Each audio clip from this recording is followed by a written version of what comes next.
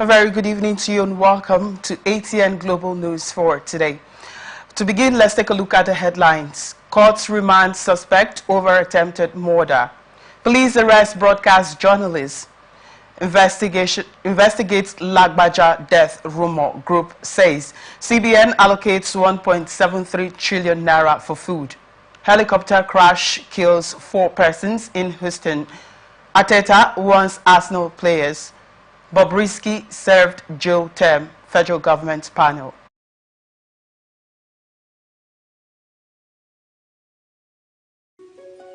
The people of Maiduguri need your help. A catastrophic flood has engulfed the city, leaving over 1 million residents stranded and fighting for survival. Entire communities are submerged, with people trapped inside homes and on rooftops cut off from food, clean drinking water, and essential supplies. Health experts are warning of a potential outbreak of deadly diseases, and medical facilities are out of commission. The situation is dire. Helicopters, boats, and high-riding trucks capable of navigating the treacherous, waterlogged areas are urgently required to reach the countless men, women, and children still awaiting rescue. The Nigerian media is issuing a desperate plea to the government, humanitarian organizations, international actors, and citizens across the nation. Step in now, before it's too late. For more information on how you can help, contact Professor Usman A. Tar, the Honorable Commissioner for Information and Internal Security, Borno State, on 0809-233-3955. Every second counts. This is power.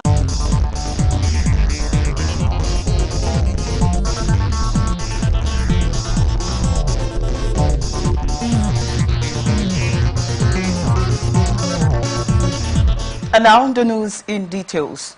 Magistrate Court sitting in Port Harcourt has remanded Dil Akpobari, one of the suspects in the attempted murder of Gani Togba, leader of the conscience of Ogoni people.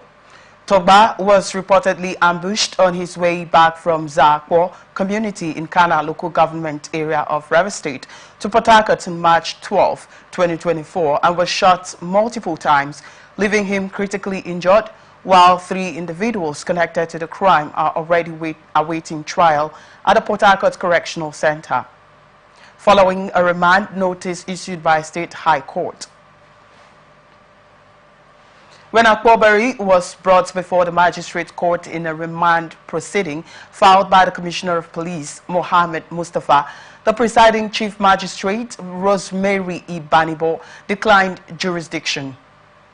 She did not allow the charges to be read or the plea to be taken, and the Chief Magistrate, Ibanibo, directed that the case file be sent to the Department of Public Prosecution for legal advice and adjourned the matter to November 12, 2024, for arraignment and trial on charges of attempted murder, cultism, possession of illegal firearms, and related offenses.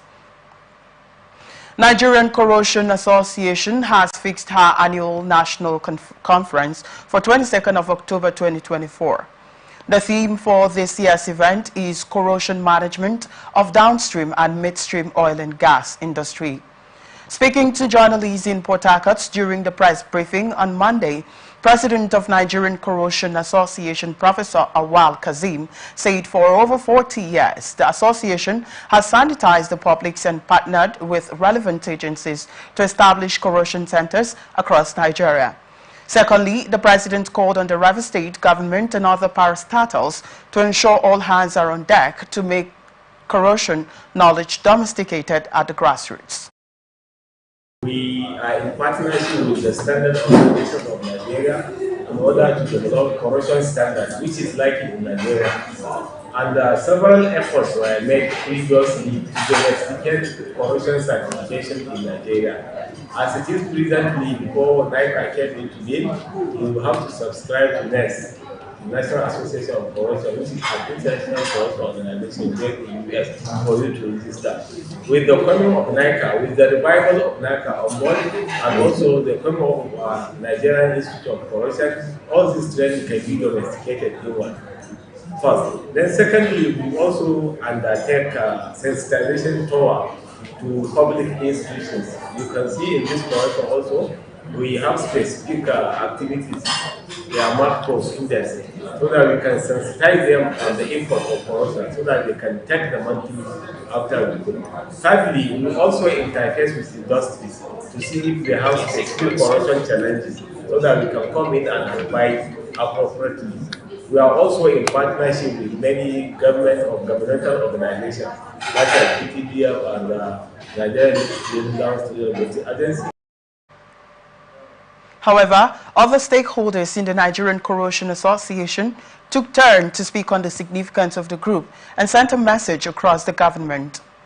I want to tell you that NICA remotely and outwardly has been making efforts to identify the gossip players and the government regulatory agencies that have one or two things to do with what NICA is doing.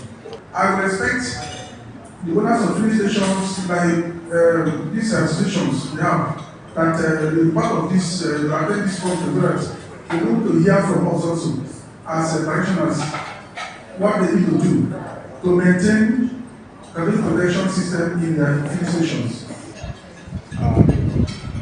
Acquiring such knowledge and pollution control is very, very important. And like it has been mentioned, bridging the gap between industry and academia is very, very key in this matter.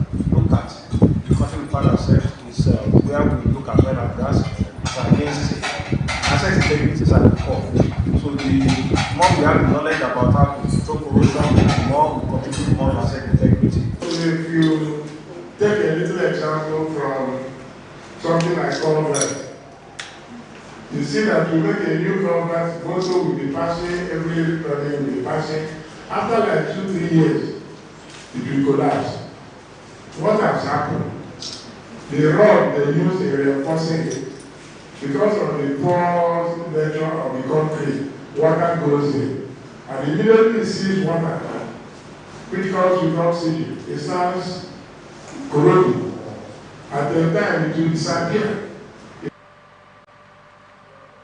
Reinstated Deputy Governor of Edo State, Philip Shaibu, has advised elected leaders to avoid confrontations and respect traditional institutions. He gave this admonition while delivering a speech at the 8th commemorative service of the Oba of Benin at the Holy Arausa Church in Benin and urged Okpebolo to work in harmony with the traditional institution. He promised to engage with the next administration to tackle issues that the administration failed to address and to continually defend Edo heritage. In his homily, the presiding priest of Holy Arausa Cathedral, also known as the Edo National Church, Ohen Osa Adebiri Ibinogbogodoa, highlighted several milestones recorded during the region of Oba Eware and called for the unity of Edo people both at home and in the diaspora. Akwa Ibom State Governor Omoino has reiterated his commitment to complete all the road projects he inherited from previous administrations. Eno, who spoke through the Commissioner for Works in Fire Service, Professor Eno Ibanga, during a press conference at the NUJ Press Center in Uyo, said he will also complete the ones initiated by his administration. Ibanga, who was flanked by the Commissioner for Information and Strategy, Ini Ememobel, and Chairman Akwa Ibom State Environmental Protection and Waste Management Agency, Prince Ikam, said so far, Edo has rejected over 208.16 billion naira on roads and other infrastructural development projects since the inception of his administration in May 29, 2023. He said out of the sum, 47.93 billion naira was injected on 36 projects inherited from Finance and General Purpose Committee, while another 4.04 billion naira on 51 spent on emergency intervention projects inherited from the immediate past administration, giving a total of 51.96 billion naira already spent in this category. Added that the sum of 151.96 billion naira had been injected into 61 Arise Agenda projects of the present administration. The commissioner also warned against erecting structures on waterways, drainages, and right-of-ways so as not to compound the issue of flooding in the state, and warned against initiating additional designs like speed breakers on the roads, saying such can cause early damage to the road infrastructure, while the right thing to do is to approach the Ministry of Works with such requests. Abia State Governor Alex Oti has urged Nigerian youths to join politics to decide their fate and make a difference. Oti, who gave the advice during church service at the Transforming Church in Abuja, the nation's capital, said every society needs the leadership it deserves, and politicians would not decide everything for the people. According to him, he left the banking sector in 2014 and joined politics to make a difference by doing things differently, and prayed that their dreams and aspirations would come true. Imo State Police Command has arrested a popular radio presenter, Chinonso Uba, also called Nonso Nkwa, who was accused of engaging in what the command described as cyber-stalking, character defamation, and inflammatory statements. Confirming the arrest, the command's public relations officer, Henry Okoye, informed that the presenter was arrested by the operatives of the command on October 20, 2024, following a written petition from a concerned citizen regarding viral videos where the presenter allegedly engaged in character defamation, spreading misinformation and inflammatory statements against him. The citizen also alleged that Uba's statement led to the burning of the National Open University Noun Study Center in Nsu, Ehime Mbano local government area on September 30, 2024, which the command claimed ignited civil unrest. Okoye pointed out that the presenter was not abducted, as was initially alleged but was arrested, informing that Uba is currently detained at state headquarters of the command and will be arraigned in court with appropriate charges once a comprehensive investigation is completed. The arrest of the presenter is currently generating reactions from members of the public, mostly media practitioners in the state, following the manner the presenter was arrested. And reacting to the development, a media practitioner, Chidi Nwokpara, said arresting the presenter for informing the public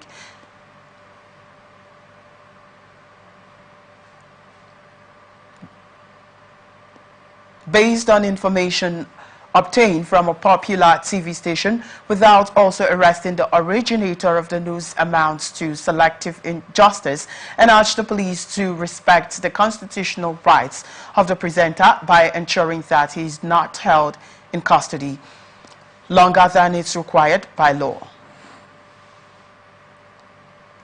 Anambra State Governor Professor Chukwuma Soludo has commiserated with the community members and families of those slain in the Nibo community in Awka South local government area of the state on Sunday. Speaking at Eke Market in Awka on Monday, during his routine monitoring of activities across the state, Soludo vowed to apprehend the perpetrators of the dastardly act and combat cultism in the state. And no fewer than 13 persons were reportedly killed during a cult-related clash in Nibo while the community was holding its New Yam festival.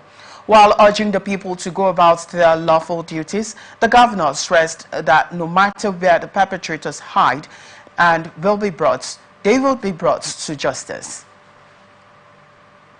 Analysts says the Enugu state government failed in the duty to protect lives and property after giving them orders to reject the sit-at-home order on Mondays. Speaking via Zoom on Atlantic Television Network program Society Watch, Mr. Isaac Boti opened that the only reason why the people will ignore the state government's order asking them to go about their daily activities is due to fear and the lack of confidence they have in the government and security agencies. Shows that the state has been ineffective in guaranteeing the peace and the security of the people of the state.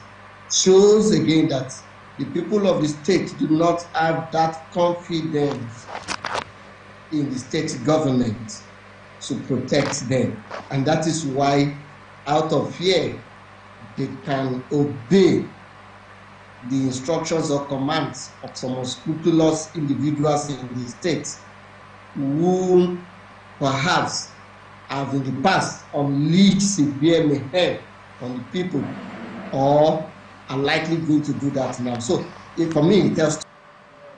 This comes after the Enugu state government has dismissed the illegal sit-at-home order by faceless persons.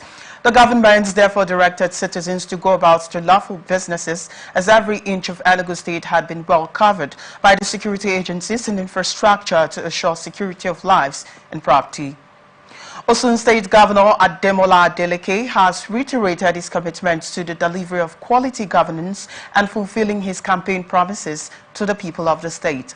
Adeleke, who disclosed this while addressing journalists in Lagos after delivering a mini lecture at the 7th Memorial Anniversary Lecture in honor of St. Moses Orimolade, the founder of the Cherubim and Seraphim Church. A statement issued by his spokesperson Olawale Rashid Adeleke said his administration's dedication to prioritizing public interest and delivering effective governance has overwhelmed the opposition, and assured that his government is focused on solving both major and minor service delivery challenges across various sectors, including a combination of large-scale initiatives and smaller interventions to serve the people's best interests. Adeleke also said the opposition struggles to comprehend how his administration has achieved so much in such a short time, leading them to resort to spreading fake news, personal attacks, and even condemning his praises for worshipping the Almighty, the giver of power and life. Earlier, while addressing the theme of the lecture, the role of the church in the delivery of good governance, Adeleke called on religious institutions to consistently speak truth to power and stress the importance of constructive engagement with political leaders. Conference of State Scout Commissioners of Nigeria has protested the activities of individuals allegedly parading as leaders of the organization. The conference, during a protest march on Monday, cried out that some people have been parading themselves as leaders of the voluntary association and urged Nigerians not to reckon with them and their activities. Chairman of the conference, who also doubled as Oyo State Scout Commissioner, Zach Ekanola, raised the concerns on behalf of the organization, adding that the alleged imposters have been moving around states, presenting themselves as leaders of the association, and such action is against the law guarding the association. People's Democratic Party in Ondo State has expressed dissatisfaction with the manner in which Governor Lucky Ayedatiwa had been handling the affairs of the state since he took over as governor 10 months ago. While stressing that the people of the state are unlucky with the emergence of Ayedatiwa, PDP, in a statement issued by its Publicity Secretary, Kennedy Perete, said economic activities in the state are at the lowest ebb due to the ability of the governor to stimulate the local economy. The opposition also berated the governor over the amount approved for the construction of the Deputy Governor's Lodge and the asphalt overlay of roads in some parts of the state. And while reacting to the development, the Director of Media and Publicity of the state chapter of the All Progressive Congress, Steve Otaloro, described the allegations as false, adding that the PDP was desperate to malign the Ayedatiwa administration and the ruling party ahead of the November 16th governorship election. People's Democratic Party in Ekiti State has recommended the expulsion of former Governor Ayodele Fayose from the party. The recommendation was submitted by the party's caretaker committee chairman, Dare Adeleke, before the Chief Tom Ikeme-led PDP disciplinary committee, and the party accused the former governor of anti-party activities, especially his declared support for the second-term bid of Governor Biodun Oyebanji. The former governor, while inaugurating the Head Faglo Road and electrification project recently completed by Oyebanji in Ado-Ekiti, reiterated his support for the second-term bid of the governor, who belonged to the All Progressive Congress. Adeleke, who spoke at a press conference in Ado-Ekiti, said Fayose's actions were misleading to the public and should be regarded as distorted and false image of what the PDP stands for. Middle Belt Forum in Kaduna State has rejected in its entirety the results of the council elections held on Saturday, October 19th, as announced by the state electoral chairperson, Hajia Hajara Mohammed. A statement issued by its state chairman, Luka Biniat, pleaded with Governor Uba Sani, who has the final say in the matter, to critically appraise Saturday's election and take a positive, courageous position in a manner that will strengthen democracy in the state and increase the love, trust, and hope that the citizens have for him. He called on Governor Uba Sani to realize the particularity of Kaduna State as a place that is highly advanced, hugely cosmopolitan, and sadly volatile and sensitive to such matters, saying that as the father of the state, he should do the needful and make an urgent intervention. He alleged that from all that they have gathered from the field on Saturday, elections did not hold in the overwhelming 12 local government areas of the Middle Belt in Kaduna State, adding that election materials arrived late and came without results sheets, and the electorates suspicious of an untoward game refused to vote. Benue State government has reiterated its commitments to transform the state into an industrial hub. The managing director of Benue Investment and Property Company Limited, Dr. Raymond Asemaka, who disclosed these on Monday during an inspection tour of the ongoing work on the polythene bags factory in Makodi, a subsidiary of the Bakery and Bottled Water Company, said when completed, the factory is expected to employ about 100 youths. Asemaka promised that the company will deliver and roll out a new project every quarter and described it as a government-owned investment established to drive economic development while focusing on diverse sectors such as agriculture, infrastructure, real estate, and finance. The managing director said the company spent significantly on the production of polythene bags, bottled water bags, and labeling, but added that half of the amount spent to produce these items in Lagos would be saved. Yobe State Police Command says operatives arrested a 54-year-old woman from Jakana Town, Konduga local government area, Borno State, for trafficking ammunition from Buni Yadi to the Maturu. The command's public relations officer, DSP Dungus Abdul Karim, who disclosed these in a statement issued to newsmen on Monday in Damaturu, said on October 20, 2024, a divisional police headquarters, Damaturu, received a credible intelligence regarding a suspected gun runner en route to Damaturu. A statement by the Commissioner of Police, Garba Ahmed, reaffirmed the command's commitment to combating crime and urged community members to sustain their cooperation with security agencies. Yobe State Governor Mai Mala Buni has directed the Ministry of Agriculture and Natural Resources to hand over all the facilities of Nazari Livestock Development Center in Jakusko local government area to leaders of the Fulani herdsmen. A statement issued by the ministry's chief information officer, Aishatu Tijani, said the handing over became necessary as a multi-billion naira project is ready for occupation and usage. He said his administration, in collaboration with the federal government, had invested billions of naira in the construction of the reserve, which is the second largest livestock development center in sub-Saharan Africa, and reassured of the readiness of the government towards supporting the grazing reserve for socio-economic growth and development of livestock production in the state. The facilities at the grazing reserve include milk collection center, human and animal health facilities, primary school for nomadic children, and feed mill center, as well as artificial insemination center, breed improvement center, warehouses, and adequate cultural ponds, among others, all geared towards boosting livestock production in the state. You're watching the Global News and Atlantic Television Network. We'll be back after this break. To stay with us. The people of Maiduguri need your help. A catastrophic flood has engulfed the city, leaving over 1 million residents stranded and fighting for survival. Entire communities are submerged, with people trapped inside homes and on rooftops cut off from food, clean drinking water, and essential supplies. Health experts are warning of a potential outbreak of deadly diseases, and medical facilities are out of commission. The situation is dire. Helicopters, boats, and high-riding trucks capable of navigating the treacherous, waterlogged areas are urgently required to reach the countless men, women, and children still awaiting rescue. the Nigerian media is issuing a desperate plea to the government, humanitarian organizations, international actors, and citizens across the nation. Step in now, before it's too late.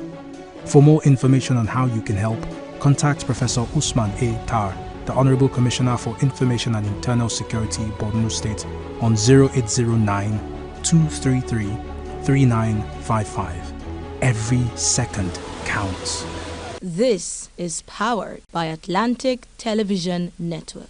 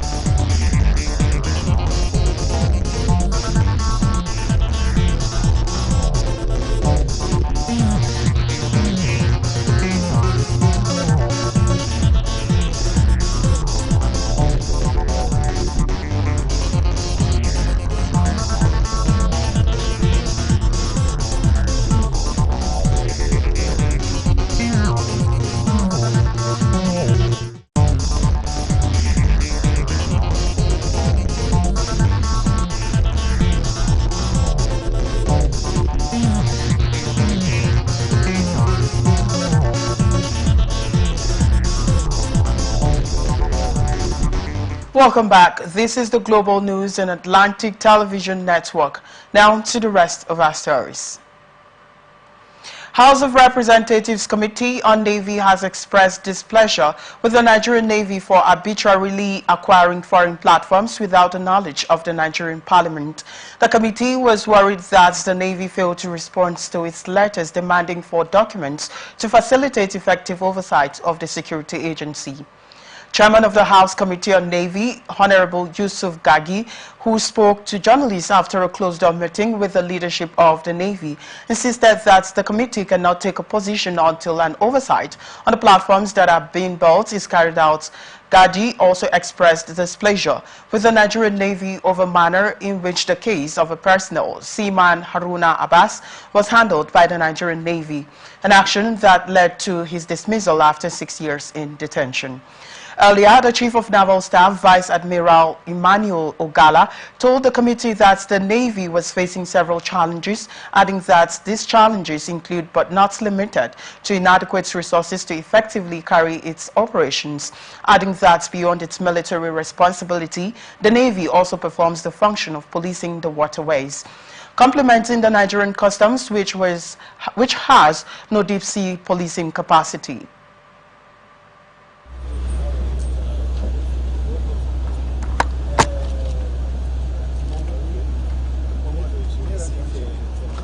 It is my honor and privilege to welcome possibly the chairman and stand a pledge.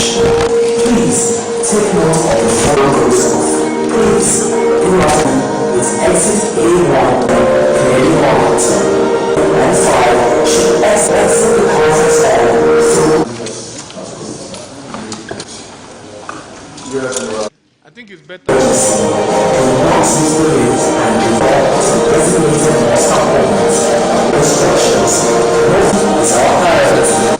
the chairman of committee on Navy, Admiral Pascal, for the oversight.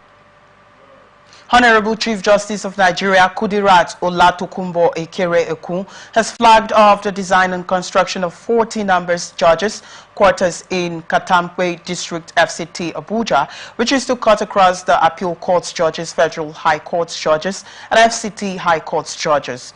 At the official flag-off ceremony and groundbreaking of the project on 21st October 2024, Honorable Justice Olatokunbo Ekere-Ekun said beyond courtroom, judiciary require a supportive and conducive environment going along with peace of mind, security and comfort in their residences for their ability to focus in delivery, their responsibilities as well as interpreting and application of law.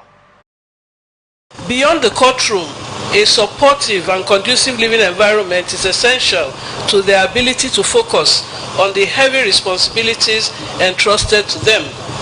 Judicial officers require peace of mind, security, and comfort in their residences to fully dedicate themselves to the rigorous task of interpreting and applying the law. The construction of these residences is a practical step towards ensuring that judicial officers are well supported. It goes beyond addressing the basic need for housing. It reflects the recognition that the mental and emotional well-being of judicial officers is directly tied to their living conditions. These homes will provide a secure and tranquil environment, enabling the judicial officers to perform their duties with greater focus, efficiency, and clarity of mind. The judiciary, as an independent arm of government, must be equipped with the resources necessary to function optimally. While judicial officers are committed to upholding the rule of law, the provision of appropriate residential accommodation is a critical component of their welfare. By making this investment, the FCT administration has demonstrated a commendable understanding of the unique needs of the judiciary. The Honorable Minister of FCT Nyesom Wike, who stated the reason why judges deserves housing in the Abuja South, 70% of the money allocated for the project have been paid to the contractors so that nothing will hinder them from completing the project in 15 months. The conditions of service is critical to the independence of the judiciary. Another condition of service that's very, very critical and insulating the judiciary from interference is housing. Housing, every man needs housing, so also judicial officers. And so, Mr. President said, listen, it's not every time we talk about, we support the independence of the judiciary. We must show in practice, we must show in action that we were indeed not saying so, but we did so. People can see that we are seriously doing that. And Mr. President said, we must at all times provide housing, but that can only be better if you have owner-occupier. And so every judge will know that at the end of the day, I'm retiring from office, I have my own home. With that, it will be difficult for anybody to manipulate or interfere when you have a home. The budget for this project is not the normal budget where you have the cost is 50 billion, but what is provided in the budget is 1 billion. No, it's not for this kind of project. We have 70% of the budget approved for this particular project, because Mr. President has said, if you know we don't have the money, let us not start it. And that's why we have told the contractor, you have only 15 months.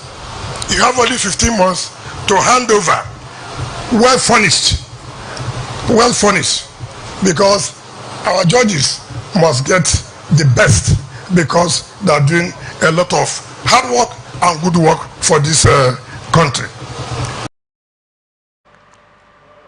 While the Chairman Senate Committee on FCT, Senator Ibrahim Mohammed Boumai, reiterated the commitment of National Assembly in supporting FCT in achieving its objectives in providing required infrastructure services. Today's event is another testimony to the present FCT under the leadership of Honorable Minister Wilson UK towards the improvement of the welfare of public officers in the FCT. Our judges in FCT deserve a befitting and decent accommodation as part of welfare in making them comfortable in discharging their difficult task of enforcement of rights of citizens and dispensation of justice. I wish again to reiterate the commitment of the Senate Committee in giving all the necessary support in achieving the goals and objectives of the FCT in the provision of the required infrastructural services in Abuja and the FCT. Economic and Financial Crimes Commission has filed 14 fresh charges of alleged 5.78 billion naira fraud against the former Kwara State Governor Abdul Fattah Ahmed and his Commissioner of Finance Ademola Banu before a Kwara State High Court presided by Justice Mahmood Abdul Ghaffar. The suspects were charged with alleged diversion and misappropriation of public funds meant for the execution of some projects and security of the state. And a fresh rearrangement of the former governor and his finance commissioner followed the withdrawal of the case last week, Wednesday, from the Federal High Court in Ilorin, where they were formerly standing trial by the EFCC sequel to the transfer of the former trial judge, Justice Evelyn Ayadike, of the Federal High Court sitting in Ilorin to another division. Abdul Fattah and Banu were first arraigned on a 12-count charge of mismanagement of public funds before Justice Ayadike on April 29, 2024, to which they pleaded not guilty. And the presiding judge was transferred in the course of the trial, and the case has to start de novo. The name of ex-Governor Ahmed featured in all the 14 counts, while Banu's name did not appear in count 7, where only Ahmed was accused of failure to file assets declaration form or fuel asset declaration form offered him by officers of the EFCC upon arrest, contrary to section 273C of the Economic and Financial Crimes Commission Establishment Act number 1 of 2004, which is an offense punishable with a term of 5 years imprisonment under section 27 subsection 3 of the same act. Ruling on the applications, Justice Abdul Fagar admitted the former governor Abdul Fattah and his former commissioner of finance Banu to bail in the sum of 100 million naira with 2 surety each, and one of the surety must be a serving or retired permanent secretary in the state. And the case was adjourned till December 4 and 5, 2024 for further hearing. Southeast Development Peace Initiative has called on the federal government to unravel those behind the rumored death of the Chief of Army Staff, Lieutenant General Taureed Lagbaja. Leader of the group, Honorable Vitus Okechi, a former commissioner in Enugu State, said the intention of the rumor peddlers should be unearthed and expressed in shock that people would wish the Army Chief dead at a time he was succeeding in wiping out terrorism across the country. This is coming after the Nigerian Defense Headquarters disclosed earlier on Monday that Lagbaja spoke with the Chief of Defense Staff, Christopher Musa, adding that since Lagbaja took over as Nigerian Chief of Army Staff, there have been significant successes in the fight against terrorism in the Northwest and beyond. His appointment as Chief of Army Staff is turning out positively in the fight against terrorism and insurgencies in some parts of the country, and some people appear not to be comfortable with it. Leadership of the indigenous people of Biafra has called on residents on the southeast to disregard the sit-at-home order issued by an unidentified group. A statement released on Monday, IPOB clarified that the order did not originate from their pro-Biafra organization, adding that there have been audio and video messages circulating on social media warning residents in the region to avoid the streets. The message also advised parents and guardians to keep their children home from school, while market and shop owners were cautioned against opening their businesses during this period. And the messages included threats against anyone who does not comply with the sit-at-home order, which is set to last for 2 days, from Monday, October 21st to Tuesday, October 22nd. In response, IPOB has encouraged residents to continue their daily activities as usual, while the IPOB spokesperson Ima Powerful said IPOB did not declare any sit-at-home order on October 21st and 22nd, and the illegal order is from criminal elements and Finland-based infiltrators who are not a member. Analysts say the present administration does not allow room for criticism against its policies, a rule that goes against the democratic freedom of the people. Speaking via Zoom on Atlantic Television Network program Society Watch, Mr. Isaac Boti opined that the present administration intimidates and uses the security agencies in the country to violate people's rights to freedom of expression. Say that this administration is the most intolerant administration Nigeria has ever had since it returned to democracy in 1999. This administration does not want to be criticized. This administration does not want anyone to speak against its policy, against its program, against anything the administration is doing.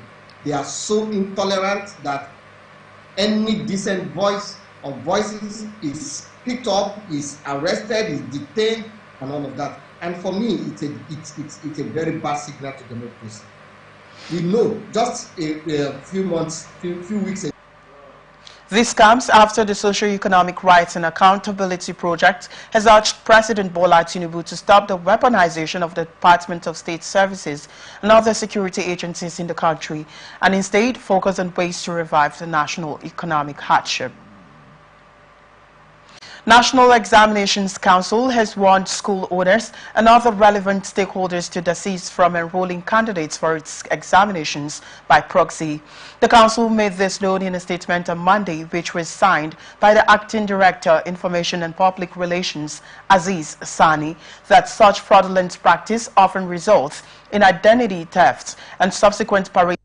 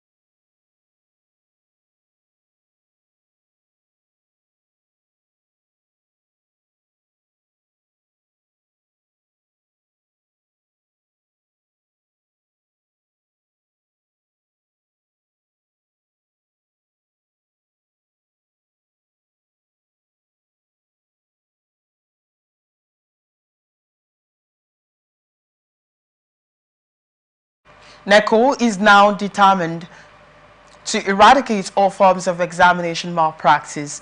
The Council has put in place some measures to check impersonation in all its examinations, including the use of a biometric data capturing device, the use of customized answer booklets, and the embossing of the photograph and date of birth of candidates on the original certificates. The Council also enjoined to note that any certificate purported to have been issued by the Council and which cannot be verified or authenticated using the NECO e-Verify platform is fake and calls on state ministries of education and other school owners to ensure that only personal details of genuine candidates are used for registration in all NECO-conducted examinations. And now we move on to business news. Federal government, through the Nigerian Upstream Petroleum Regulatory Commission, has declared plans to significantly increase oil production by 1 million barrels per day over the next 12 to 24 months, with the aim of enhancing the country's energy output and contributing to economic growth. The initiative seeks to boost current oil production capacity from 1.6 million to 2.6 million barrels per day by 2026. The Chief Executive Officer, Benga Komolafe, who disclosed these during an event celebrating the third anniversary of the Commission's establishment on Monday in Abuja, highlighted that the projects represent a collaborative industry-wide initiative designed to develop solutions that would unlock additional oil production in both the short and medium term, and also called for the support of all stakeholders.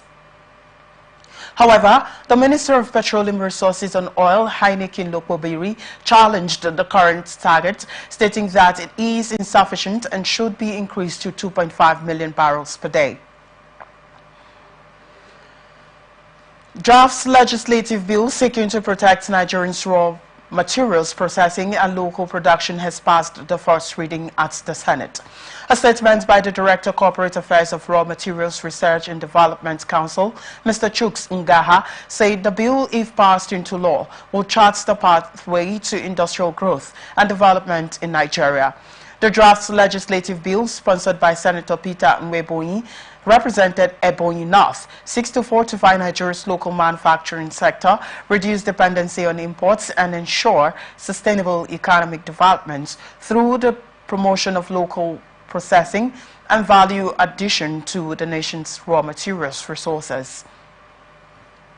It also seeks to promote domestic processing while ensuring that no raw materials are exported from Nigeria without undergoing a minimum of 30% processing, thereby fostering value addition within the country.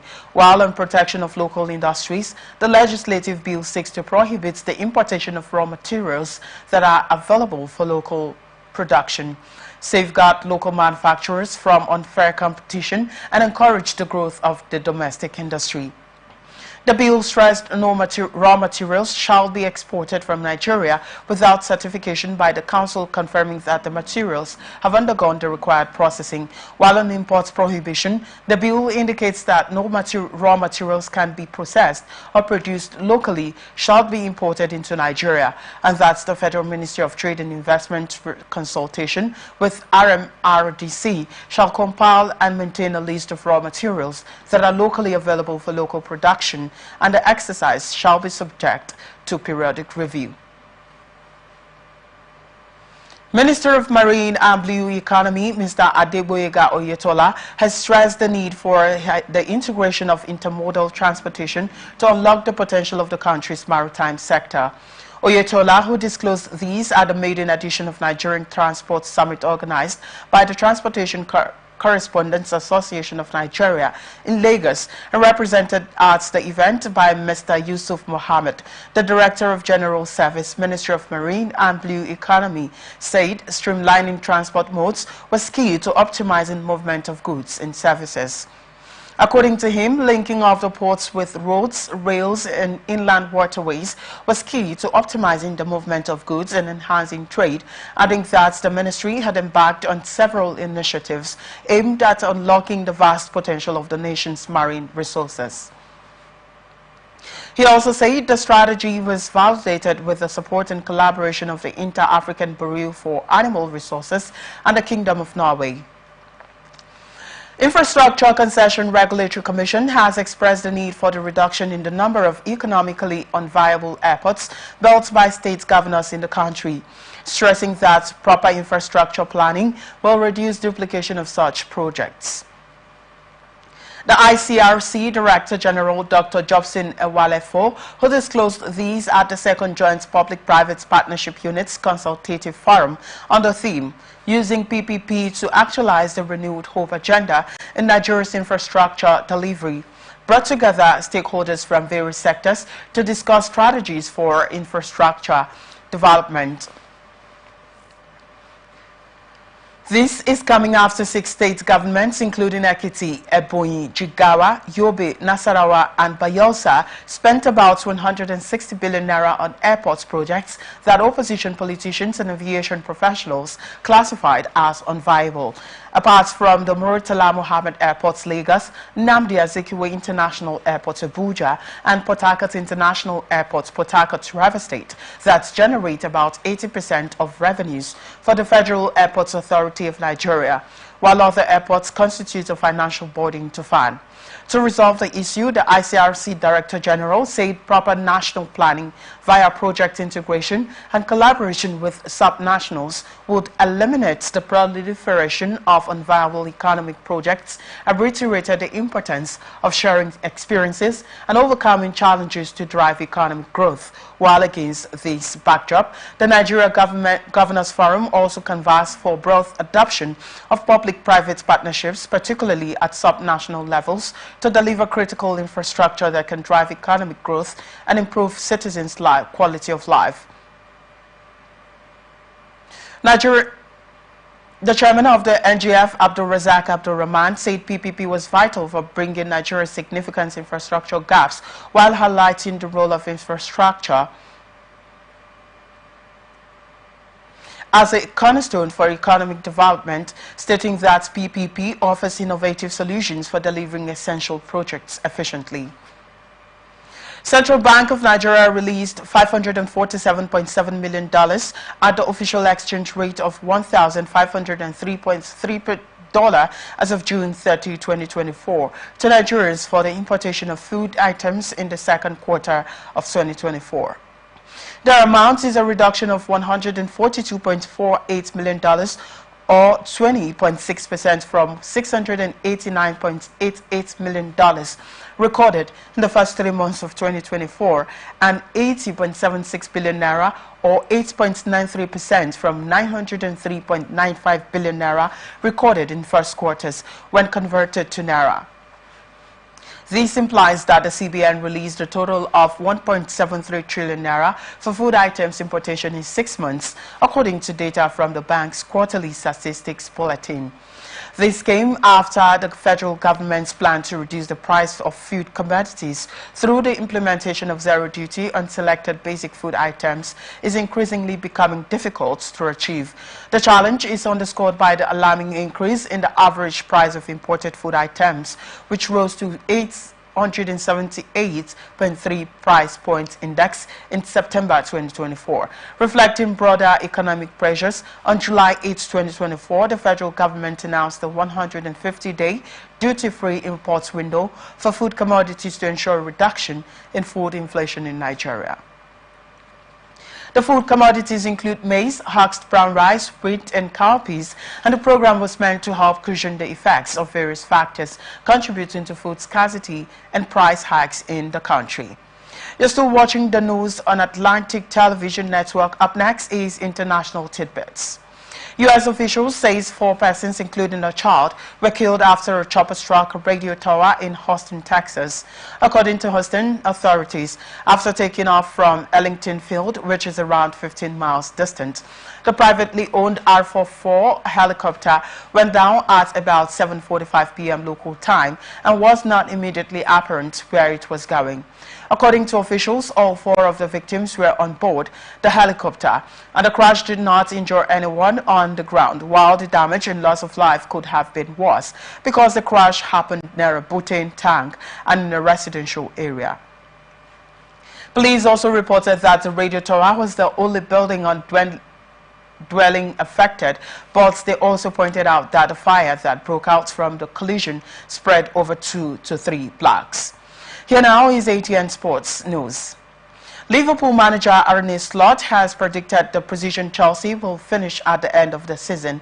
Slot spoke following Liverpool's Premier League 2-1 win over Chelsea on Sunday, while goals from Mohamed Salah and Curtis Jones gave Liverpool the victory over the Blues.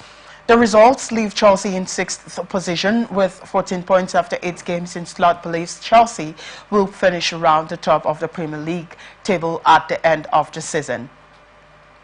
Arsenal manager Mikel Arteta has warned his players that the need to eradicate the ill discipline that has seen them picked up 3 red cards in its Premier League fixtures this season. William Saliba's sending off in the 2-0 defeat at Bournemouth last Saturday followed those of Declan Rice and Leandro Trossard. The defeat to Bournemouth was Arsenal's first of the season, and in the previous matches where Rice and Trossard were shown red cards against Brighton and Manchester City, the Gunners managed to earn a point. And now we bring you entertainment news. An investigative panel set up by the Minister of Interior, Olubunmi Tunji Ojo, says that popular cross-dresser Idris Okuneye, widely known as Bobrisky, completed his jail term after sentenced to 6 months imprisonment on April 12 for abusing the naira and released from prison in August. This is coming after controversial social critic Martin Osei, popularly known as Very Dark Man, has shared a voice note allegedly belonging to Bobrisky that she paid 15 million naira to some Economic and Financial Crimes Commission officials to drop the money laundering charge against him. In the audio, Bobrisky also claimed that a godfather, alongside staff members of the Nigerian Correctional Service, ensured he served the 6-month sentence in a private apartment and not in prison. While on September 30, the minister constituted an investigative panel chaired by the Permanent Secretary of the Ministry of Interior, Magdalena Ajani, ordered a probe into the alleged corruption and other violations against the Nigerian Correctional Service. Reading the Phase 1 report of the panel on Monday, a member of the panel and the executive director and founder of Prisoners Rehabilitation and Welfare Action, Uju Agomo, said the panel found no evidence that Bobrisky slept outside the prison walls after she was sentenced.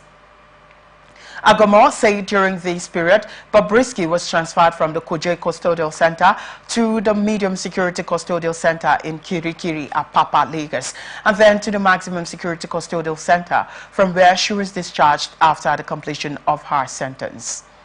Famous Nollywood actor Kunle Remi has broken his silence on the trending reports of homosexuality allegations that a popular blog had in a trending list on social media named Kunle Remi among other celebrities that engage in homosexual activities in Nigeria. The report has generated diverse reactions on the internet, with fans questioning him over the claims and responding to the development in a post on his Instagram page on Monday. Remy warned trolls against bringing negativity to his page, stating that he is not desperate to have followers. He said his boundaries are very clear and love and the things, and light and things. And that's it on the global news for tonight. Before we go, another look at the major stories. Court remands suspect over attempted murder. Police arrest broadcast journalists. We also told you that investigate Lagbaja death rumor group tells. CBN allocates 1.73 trillion naira for food. Helicopter crash kills 4 persons in Houston. Arteta warns Arsenal players. Bobrisky served Joe Tem, federal government panel says. And that's it on the global news for today. I am Victor Peter. Many thanks for watching. You can follow us on our social media platforms, Twitter at Atlantic TV Nights, Facebook and YouTube at Atlantic Television Network, Instagram at Atlantic TV Network. Peace and unity are the pathways to progress. Many thanks for watching.